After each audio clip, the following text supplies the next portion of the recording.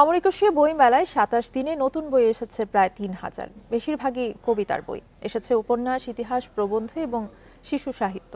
প্রকাশকরা বলছেন, এবার মেলায় গতবারের চেয়ে ৪০ ভাগ কম বিক্রি হয়েছে। শুক্রবার শেষ দিনে মেলা চলবে সকাল ১১টা থেকে রাত ৮টা পর্যন্ত।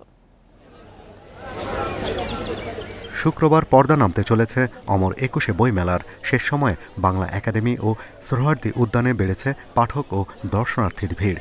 বইপ্রেমীরা তালিকা ধরে স্টলে স্টলে ঘুরে পছন্দের বই কিনছেন। সবার বই মোটামুটি পড়া, আবার অনেকে এটা পড়ে নেয়, কিন্তু বইমেলাতে এসে অনেক নতুন নতুন লেখকের বই পাইতেছি। আজকে ছুটি নিয়ে শুধু এসেছি বইমেলাতে আসার জন্য। কি বই কিনলেন?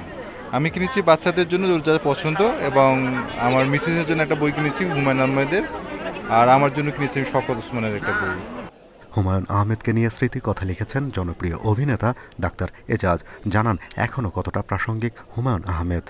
অবাক লাগে যে এখনও পাঠকরা আসছেন, হুমায়ুন স্যারের বই খুঁজছেন, হুমায়ুন স্যারের বই কিনছেন।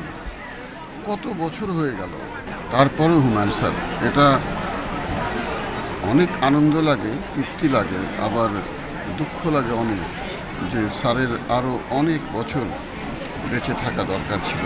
শেষ সময় বেশ কিছু গবেষণা, প্রবন্ধ, কবিতা, উপন্যাস ও থ্রিলারের বই এসেছে। প্রকাশকরা জানান গত বছরের তুলনায় এবার বই বিক্রি কমেছে প্রায় ৪০ ভাগ। আপনার সাথে কথা বলার কিন্তু আমার সময় থাকার কথা না, কারণ আজকে হলে মেলার আর একদিন বাকি আছে। তো ওই অনুপাতে বিক্রি একদম কম।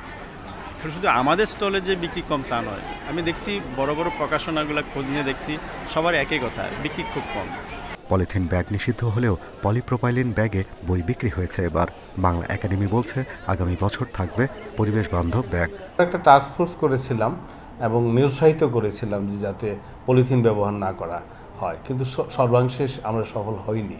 আশা করি এবার যে সচেতনতাটা তৈরি হয়েছে সেটা আগামীবারে আমরা সেটা প্রয়োগ করতে পারবো, এবং আমরা আশা করব যে আগামীবার একেবারেই যাতে পলিথিন বইমেলায় না থাকে। অমর একুশে বইমেলায় ২৭ দিনে প্রকাশ হয়েছে নতুন ৩,৯৬৪টি বই। Shahriar Anirban, independent news, Dhaka.